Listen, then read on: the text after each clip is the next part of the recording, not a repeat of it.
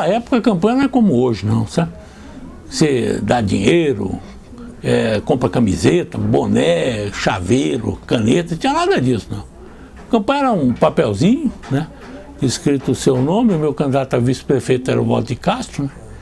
E você mandava fazer uns panfletos, distribuía na rua, as mulheres, as nossas esposas iam de casa em casa. Você não tinha um gasto excessivo assim, porque o pessoal estava trabalhando mesmo, era por idealismo. A eleição de 72 foi muito difícil.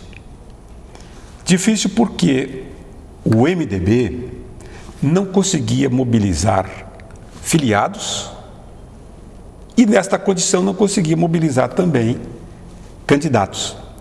Então, a gente procurava candidato como agulha em palheiro. E era muito difícil. E, nesta condição, o MDB acabou elegendo, em 72, 4 vereadores. Em 1972, nós não preenchemos sequer o número de vagas para candidato a vereador. Nós não tivemos sequer candidato a prefeito, porque o Plínio Martins estava doente, o Wilson Martins cassado e o povo em geral intimidado. Nós não conseguimos, eu já disse, sequer preencher a lista de candidatos a vereador. Mas nós fomos em frente. Nós enfrentamos a ditadura. Nós saímos de peito aberto para tentar readquirir a democracia nesse país. Com a eleição do Geisel, houve uma certa abertura e se possibilitou em 1974 a disputa de eleições diretas com uma certa liberdade, ou seja, com a participação dos candidatos na televisão falando. Foi o último ano que os candidatos realmente falaram na televisão. E eu, por força dessa participação política não partidária, fui motivado a voltar para Campo Grande. Já era filiado ao PMDB, eu havia renunciado ao mandato de vereador com 2 anos, quem me substituiu foi Levi Campanhã de Souza, e então saí candidato a deputado federal em 1974. Usei a televisão, dizem que usei muito bem, e fui o 8º em 8 eleitos. E mais uma vez eu contei com o apoio, a participação de toda a família Barbosa Martins, tanto do Dr. Wilson quanto do Plínio, do Cleómenes, e fomos eleitos em 74 2 deputados federais pelo MDB. O Walter de Castro, uma figura excepcional do partido, e eu, nessa época, presidia o PMDB, o coronel Adoni Colasso Sotovia, que é uma das pessoas que deve ser reverenciada nesse instante, porque no momento mais difícil da ditadura militar, ele, como militar, viajou todo o estado, não era só Mato Grosso do Sul, para manter acesa a chama da oposição. O MDB no estado teve um crescimento significativo a partir de 1974. Foram 2 deputados federais eleitos e 4 deputados estaduais. No entanto, o mais importante que aconteceu foi que, nesse mesmo ano de 74, houve um sopro do MDB nacional que conseguiu eleger uma expressiva bancada de deputados federais e senadores e alavancou o partido para o futuro. O MDB, num processo de fortalecimento, acabou se tornando alternativa de poder, atraindo inclusive quadros que militaram anteriormente no partido oficial, né, da ditadura, que era a Arena. Então foi esse processo de tirar de lá e puxar para cá, onde a visão nossa do PCB foi determinante. A nossa ideia de que era um movimento, que era para agregar mesmo, independente do que se fosse fazer depois, naquele momento, o papel da luta democrática do MDB era exatamente agregar descontentes e oposicionistas ao regime. A nossa ideia era ter muitos companheiros de viagem, mesmo que não fossem companheiros de destino. Então, essa capacidade de acolher, né, inclusive retirando dos quadros descontentes com o partido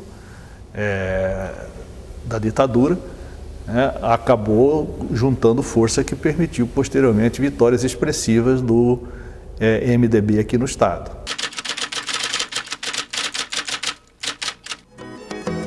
Caía a tarde feito um viaduto e um bêbado. A anistia do Estado foi criada e se articulou muito bem a nível nacional, né? Eu comecei a viajar com o Ricardo pelo Brasil, São Paulo, Rio, Recife, onde haviam os encontros que se organizavam em prol da anistia do país. Mato Grosso do Sul, aliás, que era o sul do Mato Grosso, né? Mas o movimento da anistia nosso abrangia todo o estado, inicialmente até Goiás, depois é que Goiás criou o seu movimento, nós tínhamos uma abrangência de centro-oeste, teve uma presença muito forte no movimento nacional. Nós éramos ouvidos, nós éramos sempre convidados a participar, tivemos assim uma participação num trabalho de visitação aos presos políticos da época que estavam em São Paulo, Rio de Janeiro, e divulgávamos essas visitas, as condições que eram impostas e restrições a esses presos políticos, né? Divulgávamos aqui nas nossas reuniões. A imprensa não dava muita cobertura, né?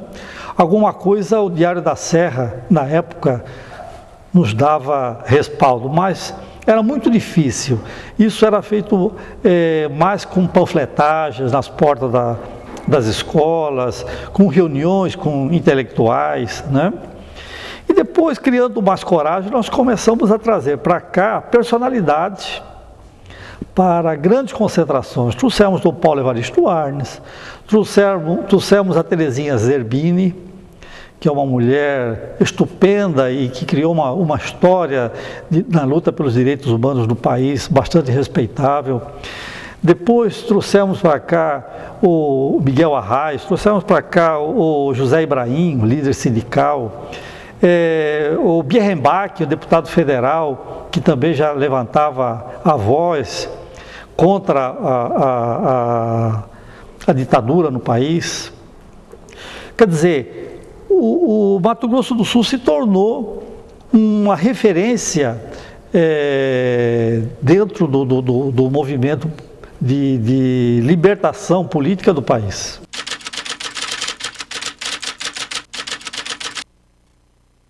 No dia que extinguiram os partidos, na votação da extinção dos partidos, eu estava lá em Brasília, a convite do deputado Antônio Carlos de Oliveira.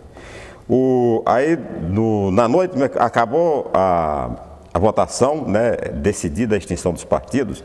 Aí o Antônio Carlos e todo aquele grupo chamado Grupo Autêntico do MDB, esse grupo fez uma reunião e me convidaram, a mim e outros deputados estaduais e lideranças políticas de outros estados que estavam assistindo lá para a gente debater. Então, o debate era acerca do nome do novo partido, como é que ia ser, como é que ia ficar e tal. E eu estava entrosado, eu defendia, né, a continuação do MDB, da Frentona, eu defendia tudo, né, o que terminou acontecendo. E o deputado Antônio Carlos de Oliveira também estava nessa trincheira aí, nós vamos defender, vamos fazer. E a gente até que já seguia uma certa orientação do Antônio Carlos, né, porque era mais jovem, tinha sido deputado federal mais votado do estado naquela eleição de 78. Então, realmente ele estava conseguindo angariar uma liderança muito grande junto aos deputados estaduais, junto às lideranças do MDB do Estado. Participei pessoalmente da fusão do PP com o MDB. Eu participei na equipe que foi junto ao Tancredo Neves propor a união do PP com o PMDB, apoiar essa união.